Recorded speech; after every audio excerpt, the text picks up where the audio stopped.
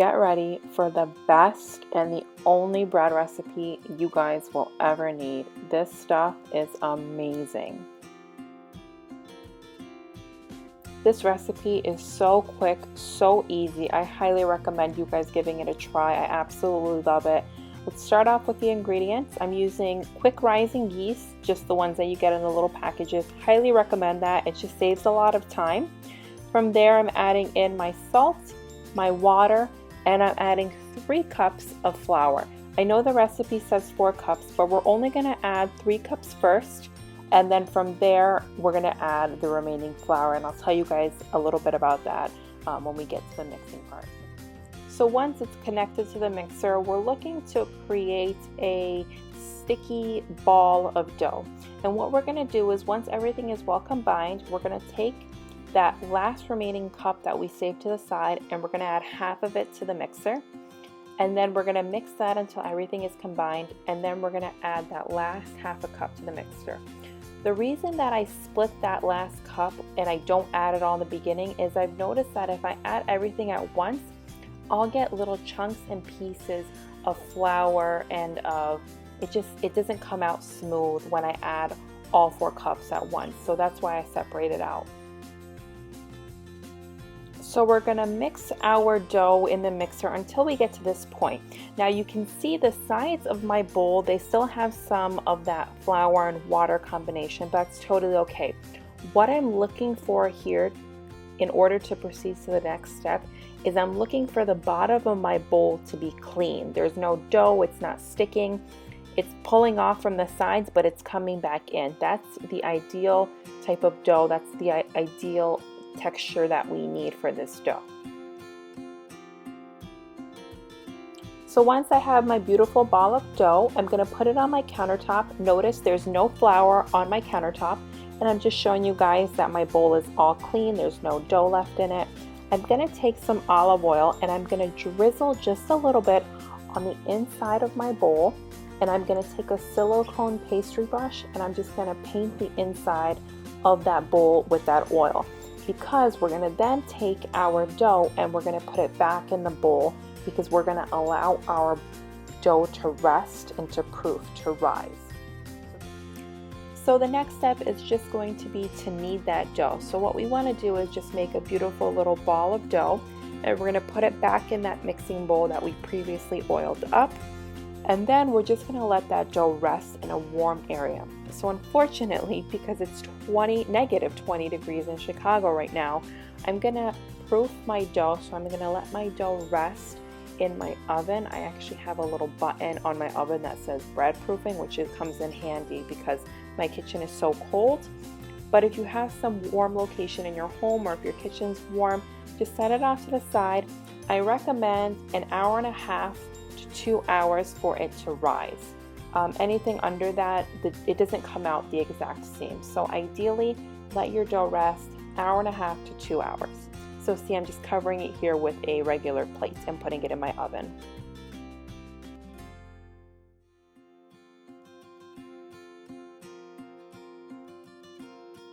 All right, it's been an hour and a half. My dough looks beautiful. It's doubled in size. That's what we're looking for. Now I'm going to just take the air out with a punch, and I'm going to put my dough on my counter. I haven't greased up my counter or anything because we already added oil to that mixing bowl. So that helps as like a barrier between the countertop and the dough, and it's not sticky.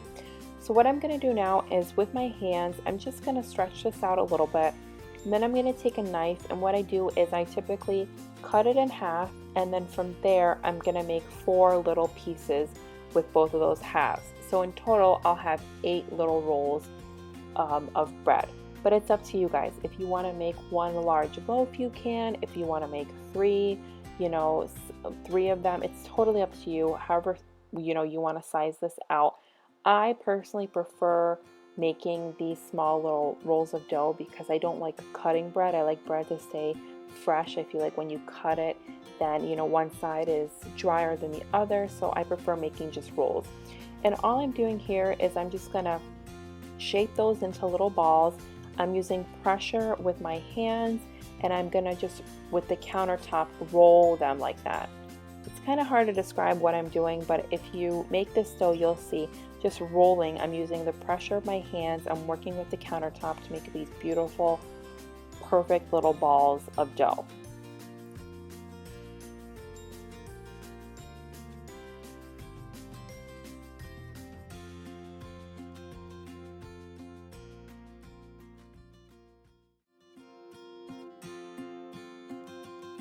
This is totally optional, but I love to kind of jazz up this bread because I do make it every other day. Here I have some poppy seeds, sesame seeds, onion, dried up onion, and some granulated garlic.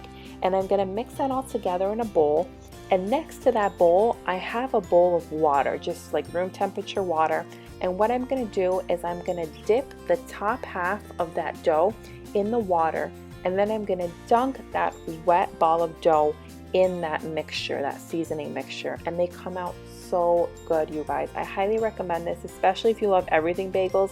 That's pretty much what it is. It's just the everything bagel topping. But I always do this because it just adds a little extra flavor to, you know, the bread that we have.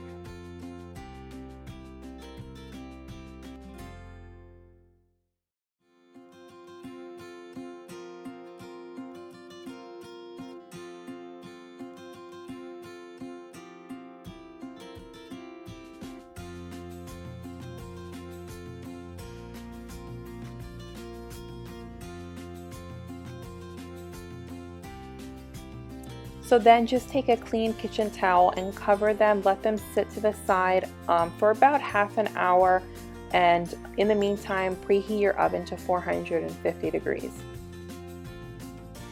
So this is the most important step out of everything. I have a pan and I have a spray bottle. The spray bottle I just got at my dollar store, nothing special.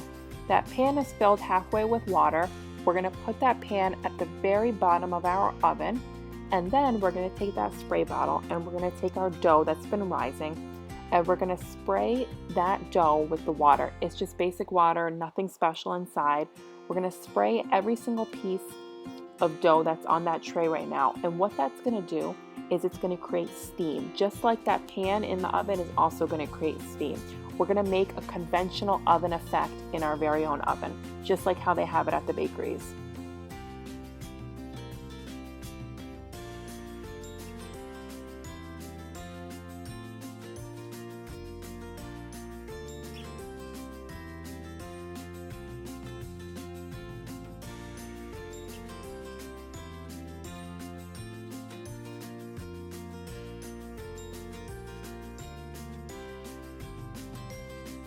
So they've been in the oven for about 10 minutes now. I'm going in with my spray bottle and I'm just going in and spraying them again.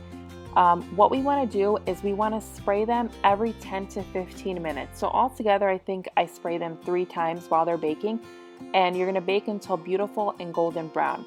Once they're beautiful, golden brown, you're going to do the same thing. You're going to take your spray bottle, but you're not going to go overboard. Don't do too much water. Just gently spray them. We just want one more last chance of getting that steam to make them nice and chewy. And let them rest for at least 15 to 20 minutes before opening them up.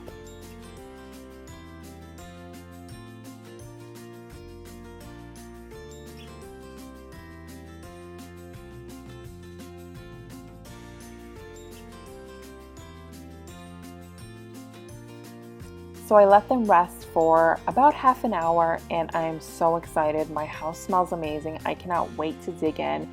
A little fact about this recipe, I've tried it about 20 times, trying to perfect it, trying to make it, YouTube worthy, and I'm so happy and so proud to say that this is honestly the best bread recipe that I've tried. It came out so amazing. They're so soft, so chewy, and I know you guys will love them too. Be sure to like this video, comment below, tell me what you guys think, subscribe to my channel. Thank you so much for the love and support you guys gave me in my last video. From the bottom of my heart, thank you so much. I can't wait to do another video, you guys. I hope to be doing it sometime very soon. Thank you so much for watching, and I'll see you.